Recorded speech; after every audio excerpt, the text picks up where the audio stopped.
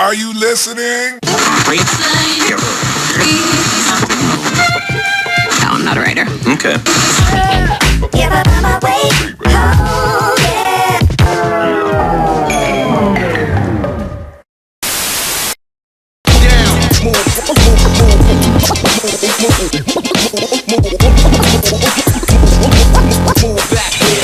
Calm guns blazing like the young sons of Satan.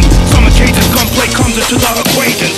Gotta keep the chrome for home invasions and break-ins. Go to your location with no notification. Quick to pick up the Glock, fill the clip to the top. Kill the kids, too little, too big to adopt.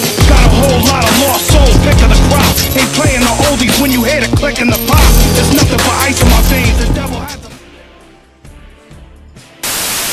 يقول أن يوجد مركز أبحاث له اسم بس يبدو مختصر حروفه الأولى بالإنجليزية أن تطلع هارفارد أظن هكذا ما اشتبهت.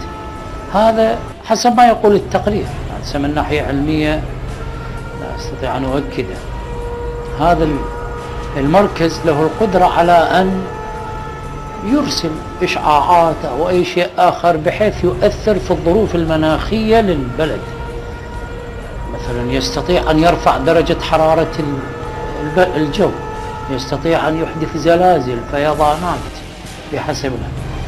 فيقولون أن العراق جعلوه من دائرة الدول التي يتصرفون بها هذا التصرف. والشاهد على ذلك يقولون تلاحظون خلال السنوات الأخيرة 7-8 سنوات ارتفاع غير معتاد ولا مسبوق بدرجات الحرارة. ما كان هيك الصيف ولا كانت الشتاء، يعني ما كان الشتاء جافا كالذي شهدناه في السنوات الأخيرة ولا الصيف حارا كما شهدناه بالسنوات الأخيرة.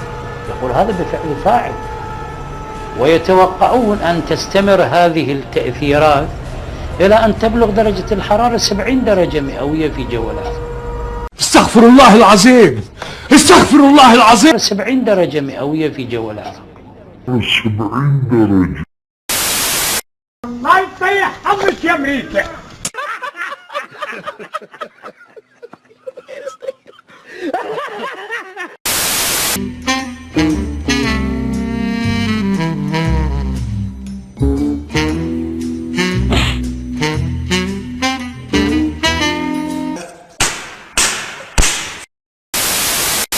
Like we all know what's going down, but no one's saying shit. What happened to the home of the brave?